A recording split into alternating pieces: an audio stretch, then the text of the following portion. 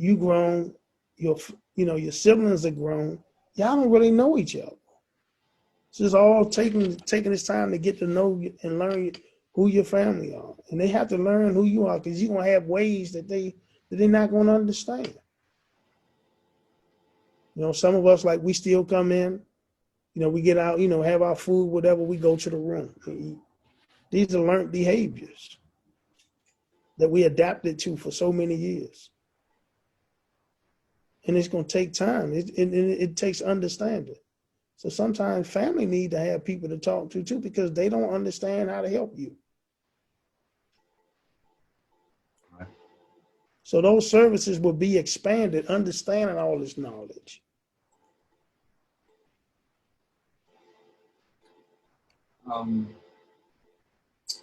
Here's a question. Do you know Louis Sawyer, who happens to be a friend of ours? He works for Jubilee Housing and may have resources to access for housing for reentry persons, for people reentry. Yes, Jubilee Houses, Louis Sawyer. Yeah. Yes, we're also part of RAN together, the Reentry Action Network. Right. Okay. Figured as much. Okay, we have a person online here. Her name is Lenore Shirley, and she has been, she's retired now, but has worked as a librarian in the Maryland Correctional System. And she'd like to say a few things, so I'll let her, I'm going to allow her to talk. So Lenore, if you could you can now unmute yourself. And if you want, see if I can.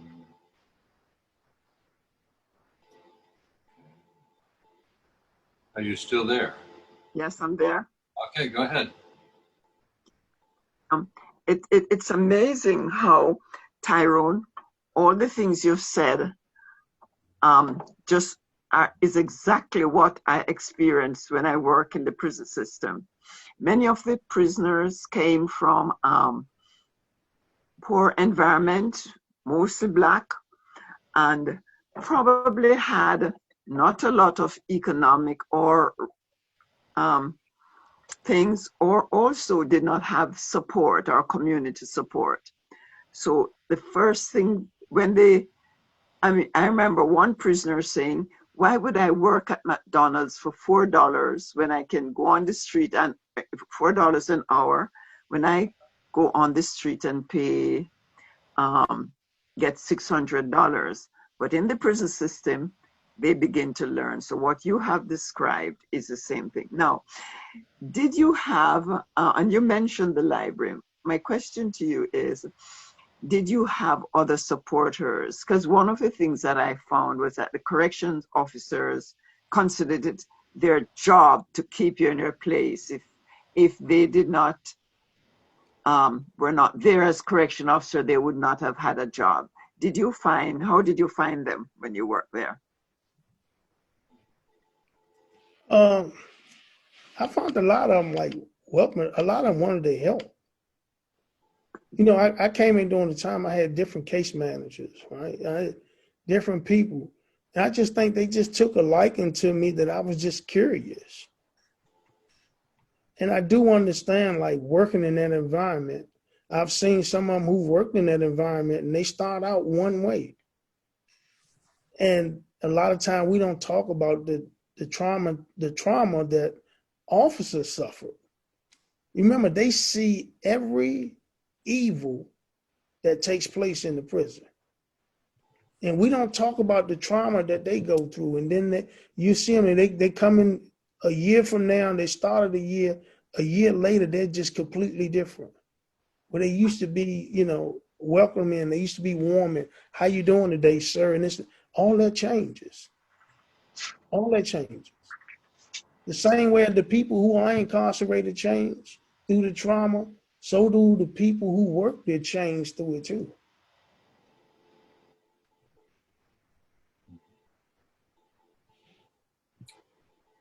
Okay.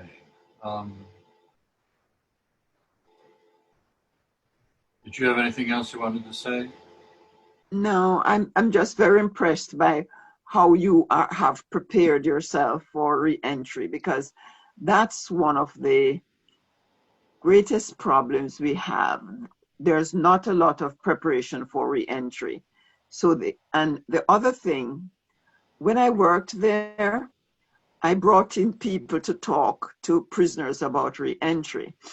But I remember one prisoner saying to the speaker, well, when we were, before we went to prison, we were the man in the house. And then the women take over when we're gone. Are we going to get back the chance to be the man in the house when we get back? Did you have any issues like that? No, I didn't have any issues like that. I was around a lot of different people who believe in doing things different. As you say, you brought in people. I was taught the right different professors to bring them in to speak to the general population. What I was taught was to read their books, learn their methods, and write them and talk to them about the things I learned out their book, and ask them would they come to the institution to speak to the general population, or really because I wanted to meet them. So I was around people like that were like very different during that time. And I learned that from another guy who was like my mentor there. He was teaching me different aspects of moderating meetings, the Robert Rules of Orders. He was teaching me how to do things that were very different from a lot of people I was around.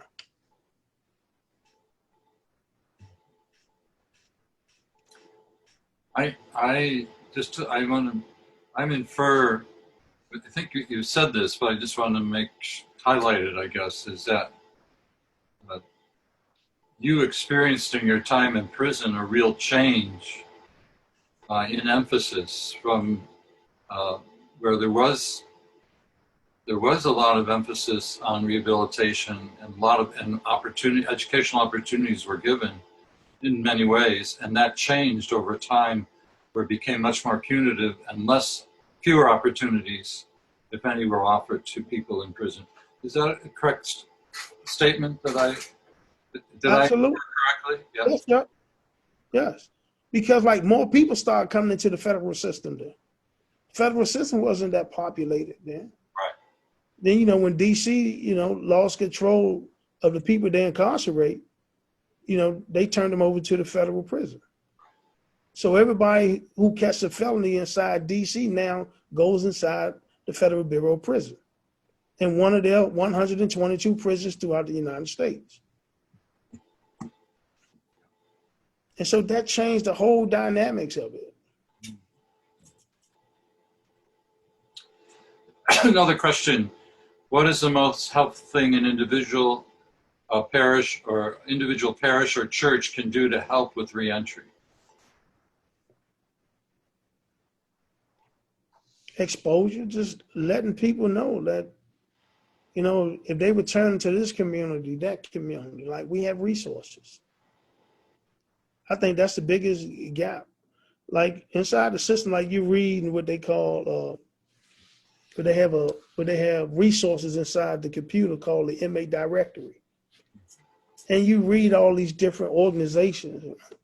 It's a little different if people reaching out. I know a lot of parishes and functioning organizations will come inside the institution. Sometimes it's so hard to get inside certain institutions. And like some people don't want to participate in religious settings because it makes them look a certain way or feel a certain way.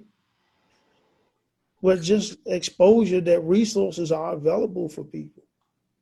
People will come knowing that, okay, when I was locked up, I heard this. I heard that they had resources, the Interfaith Action for Human Rights. I heard that they had resources at Catholic Charities.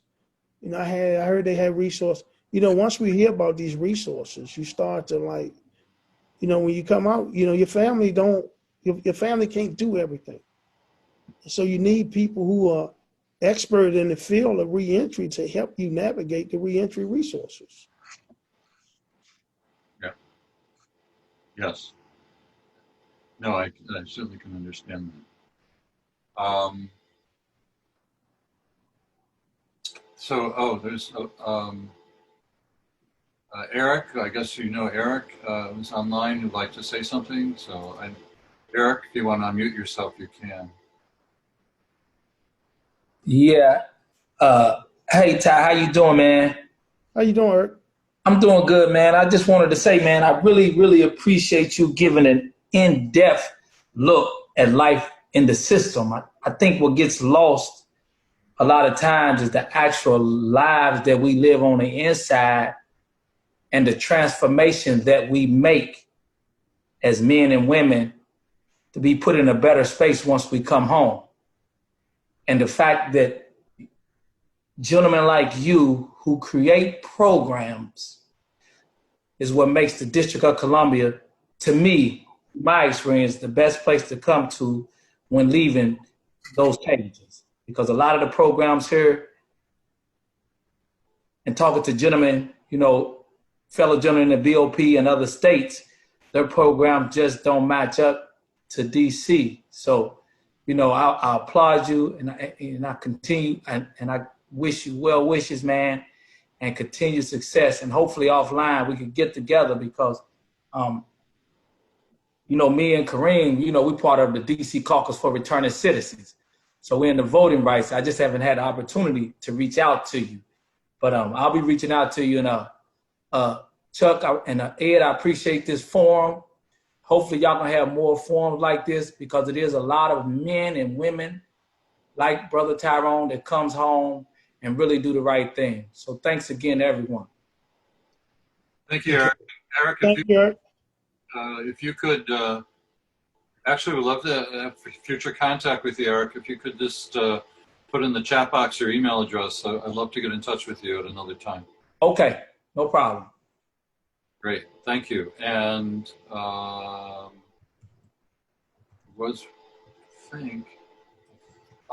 Jane Parker would like to say something. Jane, we still have a couple minutes left. Yeah. Jane, you can unmute. You can unmute yourself now. That work? Did that work? Yes. We hear you, Jane. Tyrone, I was wondering about your early education. When you were in grade school, middle school, did you have good teachers? How did they influence you one way or the other? Hello, Jane. Thank you for that question. Unfortunately, I left school in the 6th grade. Wow. In elementary. In elementary school, yeah. Yes, I left school in elementary, and I graduated, but didn't get a chance to walk across the. I didn't get a chance to walk across the stage. I remember I showed up, and my 6th grade teacher, Miss Clark, she looked at me and asked me, like, where you going? And I said, I'm going for graduation. She said, oh yeah, you graduating, but you won't be in it. Wow. And she looked at me and she said, you're not welcome here. You need to get on from around here. You're a bad influence. 6th grade. Yeah, 6th grade. All my years, I was walking around all my life, like thinking about it for a long time. And then I came to the realization. Now I see what she saw in me. Uh-huh. I was a bad influence because I wasn't living my life the right way. And I was like, wow. I'm like, she could have said that a little better, but I was grown, I was mature then. I was like, she could have said that a little better. Yes. I started seeing myself as she probably saw me. Early on, I didn't see. I couldn't see me. And, I didn't have a father around, somebody to help you, like, where you get this model, you get this guide about your life can be like. I didn't have that. Did you have brothers and sisters? Yes, we were all in the street. I had 2 older brothers. We were all running the streets.